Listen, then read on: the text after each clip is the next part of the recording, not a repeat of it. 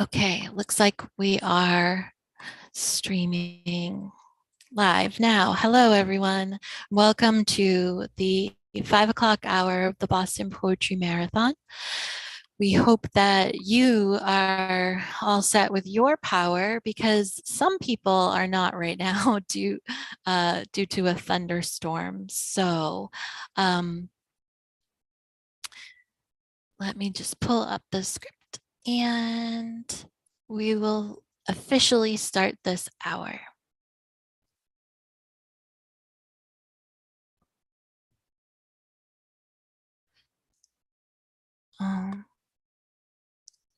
This year's Boston Poetry Marathon is going to be online Friday night right now and in person at the Community Church of Boston in Copley Square tomorrow and Sunday. Hello to all our readers and viewers for the Boston Poetry Marathon 2022. I am Bridget Eileen, and I'm the technical host for the hour, and Dan Pritchard will be taking over after his reading. Hi, Dan. Our organizers for this year's Boston Poetry Marathon are Christina Liu, Xtina Strong, Suzanne Mercury, and me. Thank you also to our volunteers for the weekend, Dan Pritchard, Simeon Barry, Christine Tierney, Tom Daly, Donald Vincent, Jennifer Martelli, Heather Hughes, Andy Peterson, Gail Batchelder, Mark Lamoureux, Lisa DeCero, Eileen Cleary, Martha McCullough, and Chad Parento, who's also a special assistant to Carol Weston. Thank you to everyone who has helped put this year's event together, including our amazing readers. We are streaming live to our Facebook page at Boston Poetry Marathon and live to our YouTube channel. For links to these, you can go to bostonpoetrymarathon.wordpress.com/watch. This year's Boston Poetry Marathon is a fundraiser for organizations fighting for reproductive justice. Donations will go to my beloved Women Project of Rhode Island and the Eastern Massachusetts Abortion Fund. Admission to the Boston Poetry Marathon is free, but a $10 or more donation to our fundraisers is recommended and appreciated. Please go to bostonpoetrymarathon.wordpress.com/donate for more information and go to the pinned post in our bios and social media for these links as well. We also want to make a special note that Friday night of the Boston Poetry Marathon is dedicated to the memory of our friend Ben McFall. His memorial service is taking place tonight. We send Jim Burley and all of Ben's other loved ones our sincerest condolences, including those of us in the room right now. Now I'm going to introduce the readers of the hour. They'll give a quick hello so we can double check their audio and their connection. Hello. So reader, when I say your name, just say hello. Daniel Pritchard. Hi. Hannah Larabee. Hello. Melissa Christine Goodrum. Hello again. Hi. Martha Collins. Hello. Hi. Dick Laurie. Hi. Pamela Bailey Powers. Hello. Hi. And Stephanie Byrd. Hi. Hi. So glad you're in here. Yay. Okay. Thank you so much. So going back to all the things I need to make sure I say. Please make sure you're muted unless it is your turn to be reading. And I'm going to switch to speaker view so everyone can see you when you read. And if everyone else could make sure you're muted, we'll have Daniel Pritchard start the hour's readings. Thank you so much. My name is Daniel Pritchard, but tonight I am not reading my poems. Early this morning, I lost a very dear friend, one of my oldest friends, and a poet, Andy Werblin Reed, to cancer. And I'm dedicating my reading to her, and I'm going to read several of her poems. This first one is called Happy Birthday to My Love in Barcelona, and it was published at Pank magazine. The box contained new Converse sneakers, too large, a cassette tape with the Spinanes on one side and Liz Phair on the other, and a thrift store dress that fit, which was surprising. There was a letter, too, that said, in its way, come back, and also don't, because I'm sleeping with someone else, and we broke into your storage locker, so she could borrow your bike. The dress said, he is very guilty. The sneakers naturally said, run. The cassette tape was all, remember his cool taste in music? You guys are so connected. The letter didn't say he was fucking her from behind. I read that later when I broke into his inbox. I wore the letter to the party. The dress came too, with its drab color. The wine gave me cheekbones, and my new friends gave me more wine. The bottle said, the night is young. You belong here. Stay. These next two poems are from her book, Sunday with the Sound Turned Off.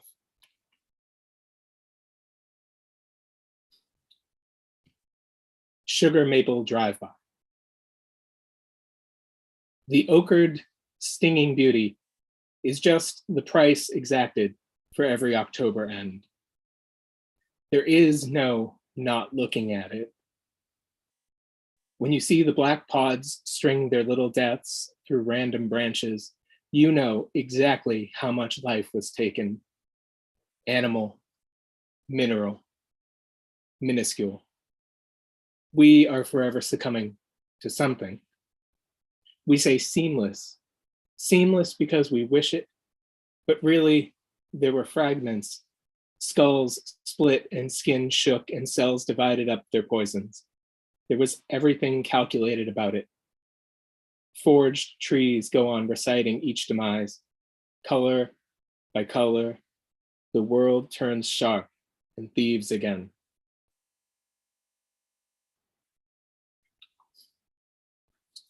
And I'm just going to do one more.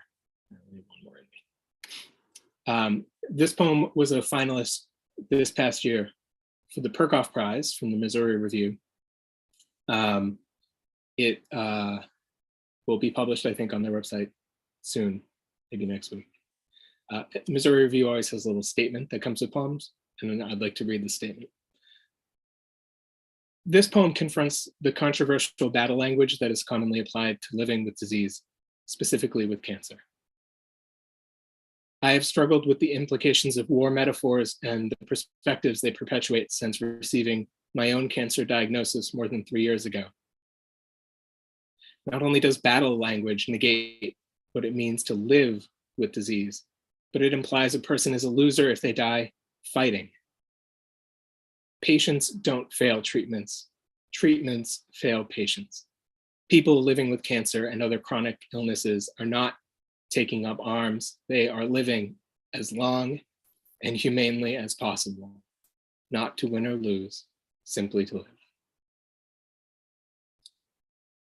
Language is the virus. The first rule of fight metaphors is there are no fight metaphors. The second is, will you just stop kidding yourselves?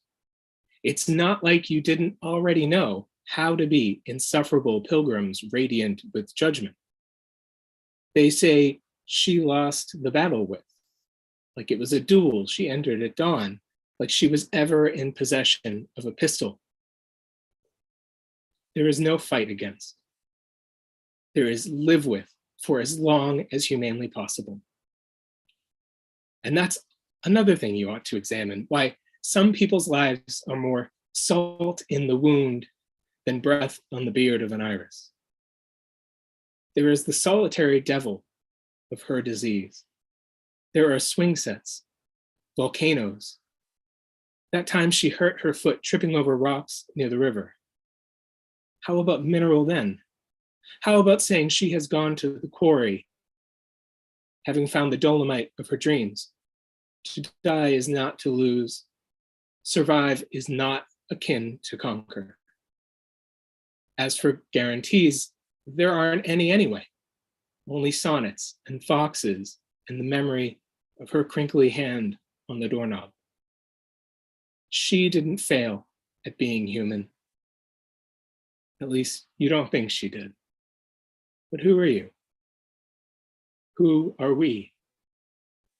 Each of us, excruciatingly mortal. I love you, Andy, and I'll miss you. Thank you, Dan. That was great. I'm so glad that you were able to do that tonight in memory of your friend.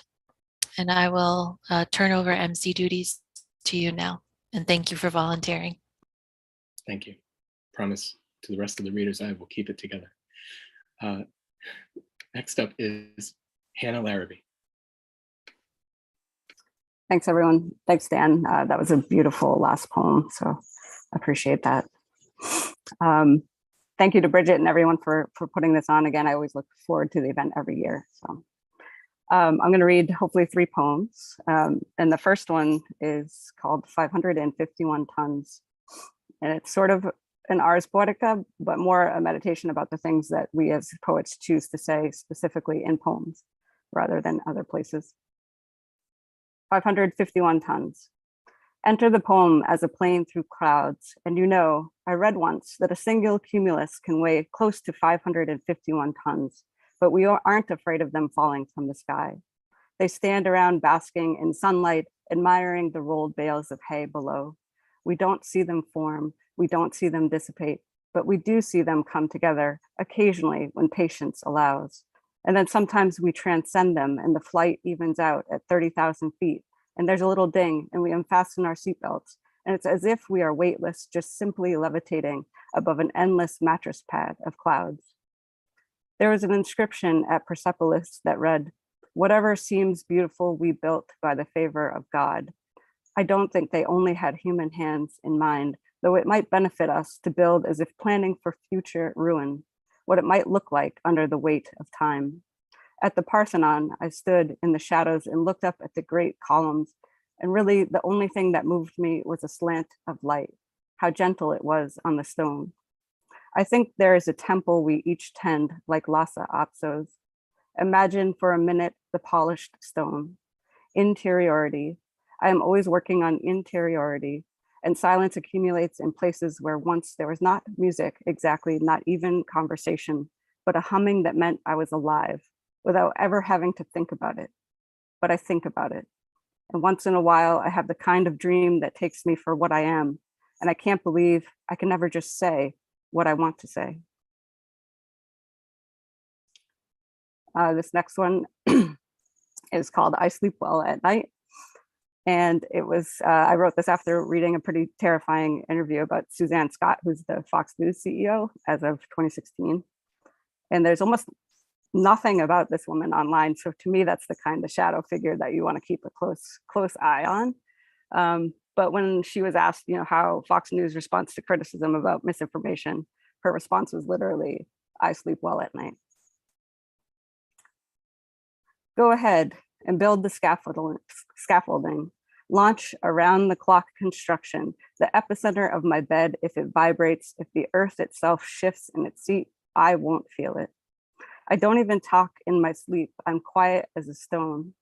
Rupert once said, we have a lot to do. Don't listen to the noise.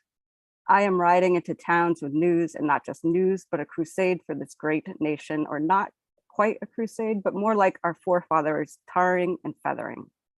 Hair and makeup in a few hours. Yes, I sleep well at night. I press down on softness with my stilettos, my Pelotonian arms. You would rub yourself raw against me, my bones like those brilliant spikes on park benches.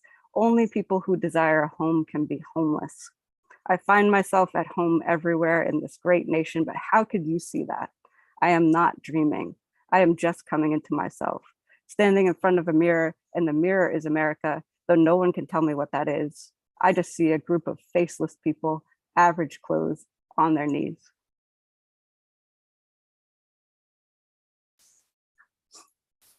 And then I'll just read one more poem. This is called The Observable Universe. We've all heard the question, why is the sky blue? But why is it dark at night? Is something else entirely. It becomes a story beneath the science, like infrared of Botticelli's Man of Sorrows, revealing a sketch of Madonna and child. What did he decide? Was it prayer rearranged into another prayer? We are left with what is observable, what we are meant to see. The universe itself is illuminated just right. What we see is light having traveled this far, and that's it. So much light still on its way. We'll never see it all, no human being, but maybe a tarsier with its big soft eyes, or some distant relative gripping a tree, the night sky getting brighter. I'd hate it.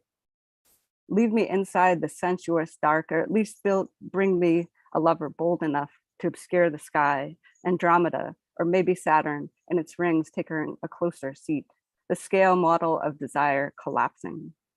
12 degrees tonight and a ladybug clings to the kitchen light. The stars are clear as hell in this crisp air. When I ask what is observable, what I mean is what is still making its way to me. I've been told we create the kinds of relationships we want. Of course, that's true, but it doesn't consider the distance required to travel. It matters sometimes to be far away. I am standing, watching the ladybug, wondering which prayer was closer to Botticelli, the one he hid from us. That seems right. Thank you, though. Those are the three I'm reading. Thanks. Thank you so much, Hannah. Next, we have Melissa Christine Goodrum. Thank you so much. So about 18 years ago, I left Boston and moved to New York, but I come home all the time.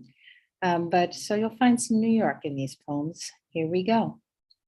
To the homeless woman ranting on the train. I know what it's like to want a little humanity. So I hear you when you announce, I'm not insane. I'm just now homeless, and they're not the same. And I understand that you are lonely and tired of being asked to move from one platform to the next, from one train car to the next, from one bench to the next. But we are recently traumatized. And if you want to terrorize an entire train car of hard-boiled New York City train riders at this moment in time, all you have to do is exactly what you did. You screamed about being homeless and mentally ill and about violence being your forte. You said you didn't care as you ate orange wine, cheese, and whole wheat crackers. I watched your reflection, nibbling in the window. Then you rose and paced the train car, your hands gesticulating in infinity circles. And you said you didn't care about who we thought we were and where we called home. You said we'd never come home again. You said that we'd get ours in spades and that we deserved it bloody. You said that you didn't care, and so we did care. We stared at our phones. We prayed for the touch of our keys to our doors just one more time. We stared at our hands intentionally so as not to meet you in the eye. Intimately, you confessed that this was the city of your birth, and you claimed the right to treat it any way you chose. You rattled off the injustices this city you love has callously littered in your path. No mental health care for this woman, just pills, pills, pills, and the wrong ones. No one really cares about me, evicted from my apartment and my job. This is my city. I was born here, not you. Where'd you move from? You're the freak. I was raised here. No one can move me. You cannot move me. You will not move me. No one can make me move. But these riders are recently traumatized. And if you want to terrorize an entire train car of New York City train riders at this moment in time, all you have to do is exactly what you did. So we froze, and then we listened, and we listened, and we listened. Is that what the shooter wanted? I imagined a different outcome as I slid my key into my front door and stepped into my home.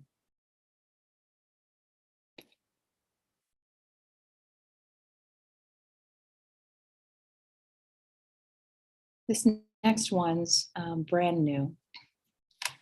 The Banshee walks in first. She opens her mouth in the marble palace. Hundreds of her silver razor teeth are rising under electric white locks, and she is salivating for release as her haunting howl begins, and she heralds in the coming deaths of the 9 elders robed in black. They sit down in silence. Now they will hear the shadow of wind after the Banshee woman's scream, and there will be no glass left unshattered. Oh, Yoni, oh, Yoni, Yoni, oh, Yoni, oh, Yoni, Yoni. And then the others arrive almost silently. The soft sweeps of their cut umbilical cords are the only sound allowed. These, the 9 Pontianak women, enter. They who gave their last screams into the realms of childbirth's plumb center, the 9 Pontianak women glow sentient and twice blessed. They are swaddled in white light. Their eyelids blink in synchronous and analog red, like the timekeepers of some soul-weaning death. Oh, Yanni, oh, Yanni, Yanni, oh, Yanni, Yanni.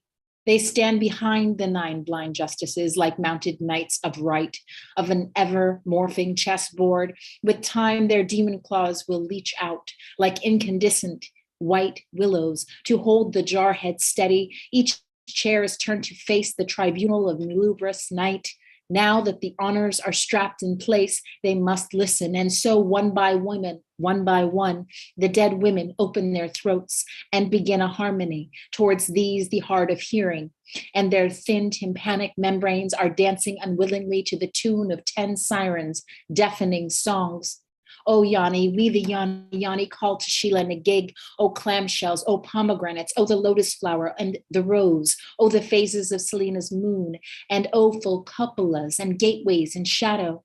On June 24th, you made decision 1, and a 10-year-old rape victim in Boise was told to stay pregnant. On June 23rd, you made decision 2, striking down gun control in this city that always shoots first and asks few questions. Your decision invites a summer of heat-riddled coffins and another school year full of nightmares and fear. On June 30th, you made decision 3, restricting the power of the EPA to control carbon emissions. Read about the related homicides, a myriad of rising floods, the random spark of redwood fires, and the randy Mother Earth shaking her cramping core. She's had just about enough of your meddling. Is it hot enough for you yet? On June 23rd, you made decision 4 and gave religious schools public money. On June 27th, you made decision 5 and reallowed prayer in schools. On June 29th, you made decision 6 and gave state officials back the power to prosecute crimes perpetrated on native lands. Why are you in control of lands, bodies, and births that do not belong to you? For these 6 decisions, we will take the 6 of you back to the land of the dead with us. For these decisions are not helpful to nor considerate of the rest of the living. They indicate callousness and inhumane constitutions. For 6 of you are not creators, and you are not the prosecutors of this, our sacred humanity. So my partner says, the Supreme Court justices are named for life. And I reply, but this is life, and it doesn't have to be for very long. Thank you.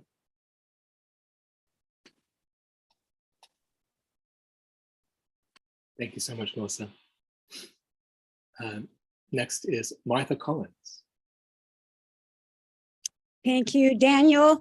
Thank you, organizers of this amazing Boston Poetry Marathon, and thank you, my fellow readers. I'm going to read from a book called Casualty Reports, which will be published this October. The book has a sequence of poems called Legacy that focuses on coal, C-O-A-L. The first half of the sequence focuses on Southern Illinois, where my grandfather and great-grandfather were miners, a personal legacy. And the second half, which I'll read from, deals with the larger issues and legacy of all of us on this planet. Grave. It is all over the earth, under earth, a graveyard. Tree ferns, trees, roots, bark, seeds, ancient life that emerged from the sea, forests flooded to swamps and bogs, transformed to peat, transformed again, sunk, covered with layers of earth, with strange amphibian, snake, and later dinosaur bones, layers and layers, and under it all for hundreds of millions of years, our ancestors resting under earth, overburdened, we say, until we found them.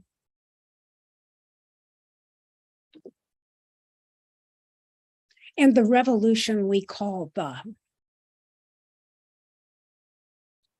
coal to power steam engines, to pump water and lift coal, to sell or use to power steam. Coal to coke for furnaces, to smelt iron, to make tools, and furnaces to smelt for rails. Trains to transport coal, to power steam engines, to power trains and boats to transport coal. Harness the power of, raise to the power of power. Types of coal mines. At first, they picked it up from the surface, but then they found it ran under the surface, and so they made open pits.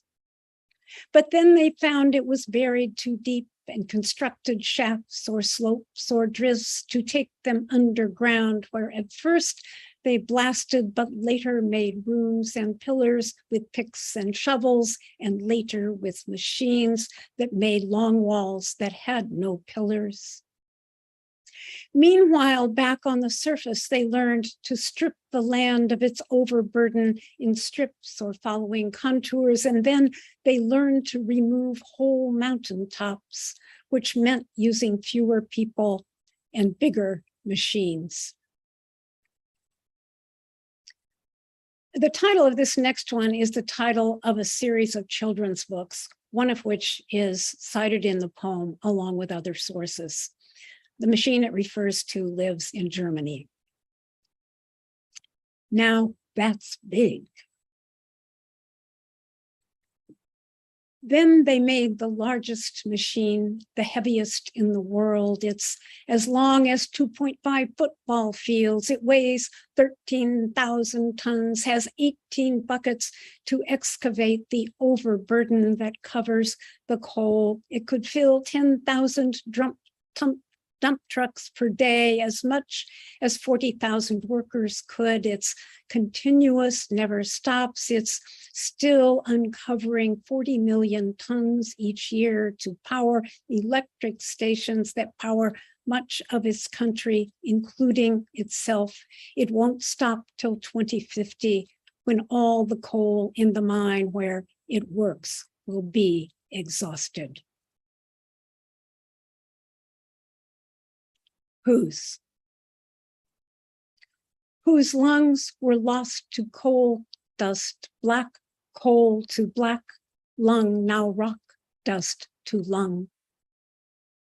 Whose jobs were lost to strip mines, to mining machines, to natural gas, or paid less because. Who sold mineral rights to land when farming replaced jobs, whose farms subsided or lost.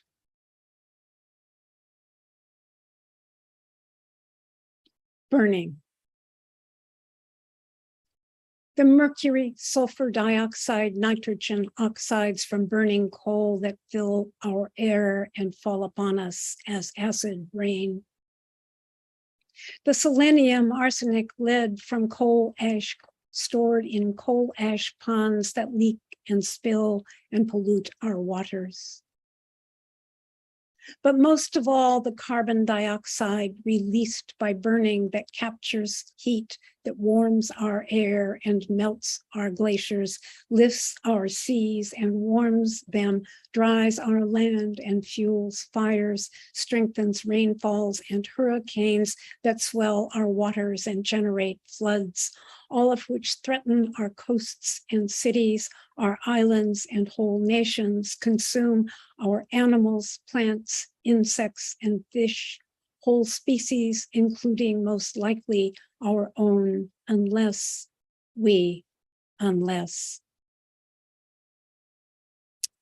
And this is the last poem in the sequence and the last poem I'll read. Blessing.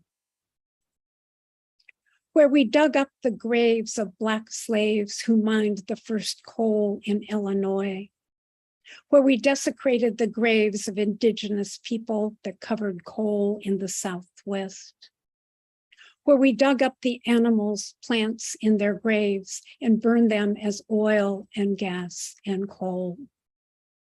There and throughout our earth, let us grieve for the graves we robbed, and then let us bless the graves of the dead that remain, and over them for the living, the wind, the sun.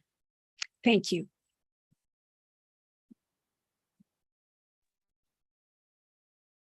Thank you so much, Martha. Next, we have Lori. Hi, let's see. I may have to adjust my sound. How's that? Is that okay? Dan, good. Well, I'm going to read 2 or maybe 3 poems that I wrote actually and published 25 years ago, but some might say we're still there or there again. But anyway, the first one is called, this is called The Gay Issue in America. There's an epigraph from Mark Twain. Patriotism and gay bashing are the last refuge of the scoundrel. Let's get at the real issue here. It's not lifestyle, it's not special rights or the homosexual agenda, it's genitals. And you have taken a courageous stand on what you believe, which is, if I understand it correctly, that the penis belongs only in the vagina or elsewhere on a woman's body, while the vagina may touch a man any place but not a woman. Is this a fair statement of your ideas? And I take it you would enforce some rules. Penises must not touch one another, nor should my penis, assuming you and I are both men, be in your mouth or your anus, and yours should not, etc. me. If we are women, my vagina should not touch yours, nor should my hands, lips, knees, or breasts. Kissing might be a special case given our cultural rituals of friendship, but certainly a man should not lick another man's ear or neck or thigh. Ditto women. Does this reasonably sum up your views? And if it's agreed that this is the real issue, can't we try to discuss our differences sensibly? Before we do, why don't you go home tonight and just keep repeating, your penis, my vagina, my penis, your vagina, and then take one of each and call me in the morning. And let's see. This one is called Control. Suddenly, one day, things got turned around so that all birth control devices were objects that men had to put into their bodies. The most widely used were the pills that might give you headaches and occasionally cancer. The others were less convenient but appeared to have, with some exceptions, a generally higher level of safety. Ingenious machinery, caps and valves, tubing, springs, pumps, all sturdily constructed of plastic, metal, and glass. We found it difficult to get used to inserting these things into our own selves and feeling them there. We envy the freedom. We envy the freedom of the women and hoped they would sympathize with us. And there's one more here. Also going back a ways. This is called Friendship. Ron and Gary have AIDS. Gary will die first, maybe next week. But Ron, my wife's old friend from the innocent 70s, is healthier. He's nursing Gary at home. While I'm in San Francisco, I visit. Gary is blind now from the lymphoma and sleeps while I'm there. Ron looks thin, older. I think about the day we met Gary. He was shy, guarded, not sure he could trust me and Abby. The four of us driving from Boston to rural New Hampshire for Ron's father's funeral. Stopping at a restaurant for dinner, Gary is concerned. How will Ron's French-Canadian family respond to him? And the friends, neighbors, how should he behave? And how should he be introduced? That's easy, I say. You wear a great big badge that says, "Hi, I am Ron's lover, Gary." We all laughed at that and then became friends. So, goodbye, Gary. Here's a kiss on the cheek. Thank you.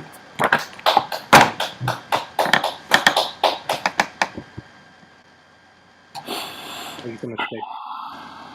Next is Pamela Bailey Powers.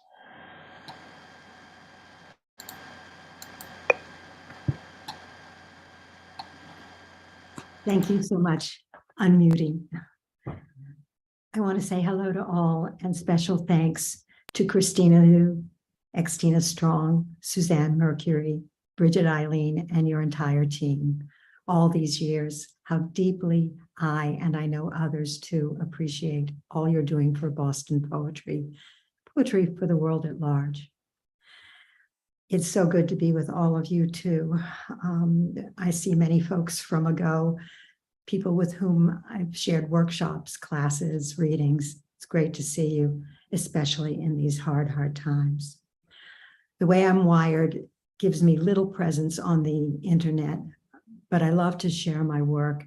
And please feel free to contact me, email me at powersbob@hotmail.com, POWERSBOB@hotmail.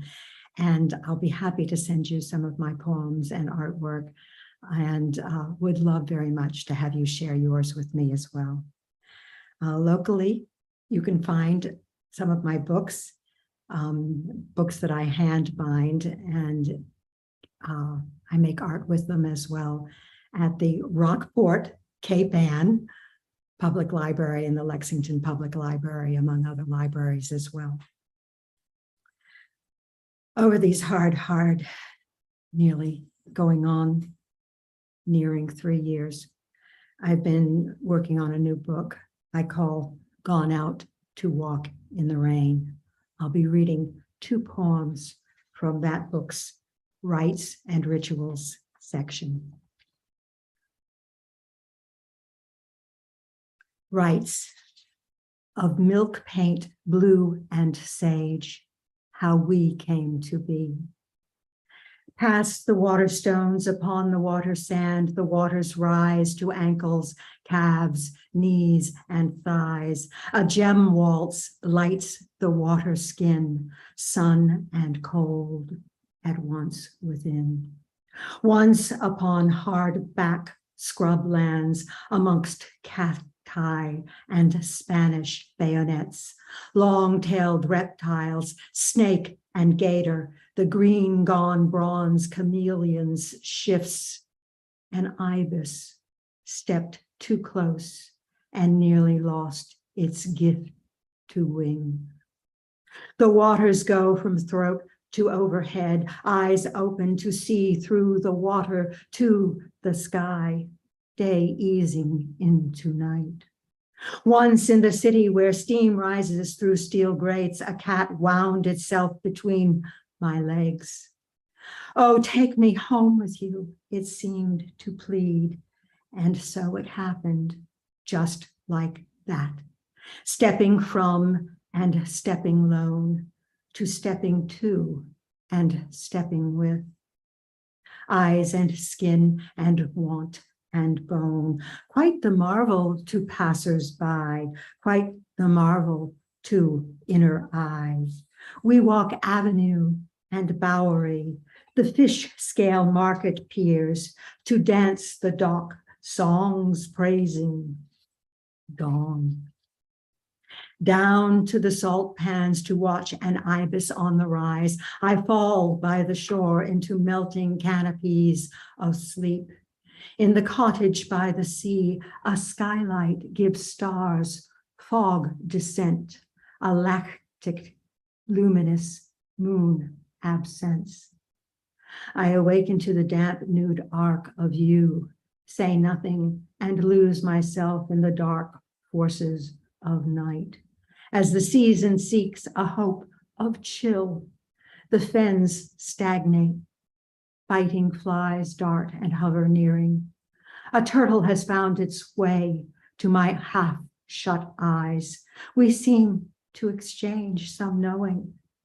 How odd, how out of place, yet so true this pairing is. I trudge inland to find blue poppies to float in a thin blue crystal bowl, phantasms of mire sleep. The poppies have no scent. Bite welts cover my skin, exposed and salty. I place shore lavender on your pillow. A great horned owl returns with its coo call, fading into my fevered nether sleep. The high-pitched hum of a mosquito rouses. Hands clap together in fast death, and the rise to light a gold taper, waxed steady to a sea green glass plate. The second poem. An arachnid, an ant. Fleeting desire in the shore house, and I leave 2 little dumpling cookies, fortune papered, bedside. Rest on, dear one, rest on. Spartina and Phragmites, oh, the dune grasses catching late summer, yet light. I walk, blue shadowing the sand enough to cool cove echoings. I came close to death that day. Wave crash and slip rocks, only to return, turn a tumbler on the spider, closing off with a slip of cardstock, set free, ant and beetle too. Days spent where salt pans meet the river woods bridge. I whisper, wouldn't it be nice to? Stripped down, waiting nightfall, below the water skin, tiny living sea lights cascade my rising arms, legs, eyes widening to sea sting, mouth alert and tasting. Thank you, and may good follow each one of you.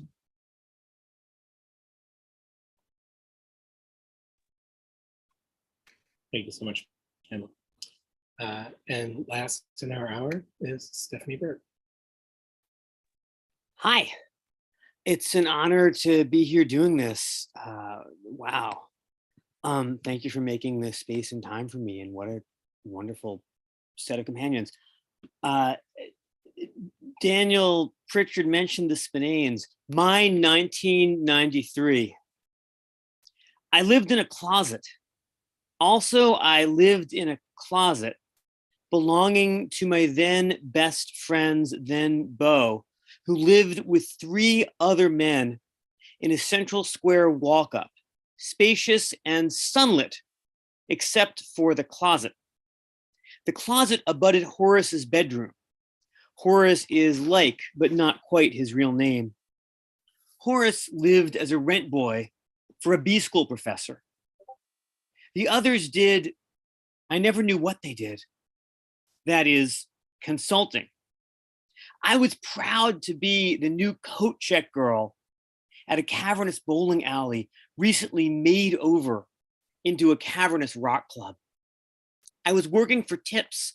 I wanted to say I was working. Really, I was playing at self-sufficiency.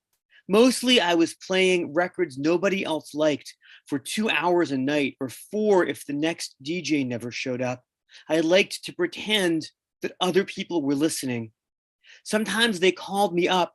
I felt at home where no one could see me. I liked the Verlaines and Tree People, Small Factory, Circus Lupus and Some Velvet Sidewalk, the Dead Sea and the Spinanes, who sang about thirsty anomie in a voice like sour cherries, sweet with overtones of sharp and ripe and bloodstain. When I moved out, I lost 2 crates along with a cardboard box of 25 10-year-old vinyl LPs I took home, home meaning the closet, when the former producer was throwing them away, wrapped, black and white, with a picture of a naked toddler. Their most famous song was about not being famous, not being in school or employed, just hanging out in the Boston rock scene. The band was called Sorry. They broke up before I could see them. The album was called Imaginary Friend. And 1 or 2 more if there's time. These are from We Are Mermaids, which is my next book. It'll be out in October. And this is a very free translation of a poem in Spanish by Jaime Gil de Biedma, who I've been following for decades. He's no longer with us. And his version and my version are both called Hymn to Youth. Where did you go? No. Where are you going? Where do you want to go? Years that made up my youth. However you count yourself now. Who will take you back to the beach? Remember how calm the grown-ups remained, palms open, grasping their pencils and pens and their purses lightly in their left hands, when they should have known we would hurt ourselves. We hurt ourselves. We rumbled through our own imaginations as in the middens of clothes at $1 a pound, trying on gowns, capes, suits that never fit. You were the waves. We could live among the waves, arising and lapping and falling back, salty and pure like the salt inside us, our little breasts, our half curves, our ambitious, ambiguous bodies. You in particular were all insinuations, muscular hints I was never meant to take. Afternoon sun made a temporary mirror out of the last lenticular sand. Our footprints left stiff slots for future tears, the kind the sea brings everyone. We were becoming. We brought you. You kept us there in search of crests and troughs, anywhere we could leap and dive and overwhelm our bodies, looking for conch shells, clam shards, far fins, dolphins, ways to call out to those other youth undersea who blew their triton notes and called to us. They were the capacious luxury of this life imagined as another life, more intense, more free. Look, I've changed my style from a 1-piece to a 2-piece with scalloped briefs and fluffy ruffles. Want to see? You didn't want us so much as we wanted you, sophisticated starlet with the manners of a yawning lanternfish or the timidity of a just-crowned prince.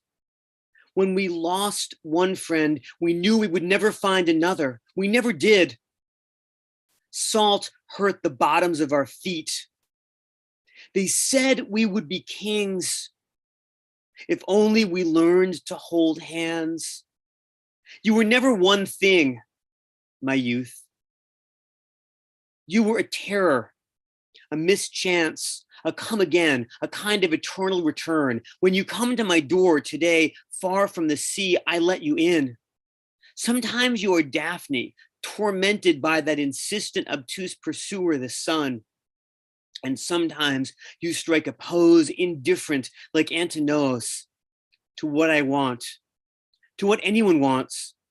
content to be seen after hiding among the men and women, the training bras and the just-in-case shorts, the outgrown rain slickers and broken-in running shoes, the closets full of night and non-binary angels, the selkies, the griffins, the fair folk who taught you to fly. Come in, sit down. I don't have a crown or a throne. I do have an armchair, a plush one I found on the street in August when the students were moving out. There are things I want you to see now that I'm beautiful, as you want them to be. Okay. We've only got 30 seconds left. I think that's it.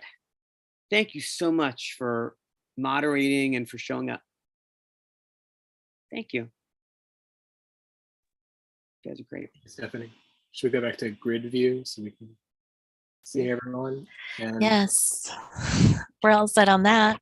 Wow, thank you everyone for this hour. Like it was really, really, I don't know, it was just really good.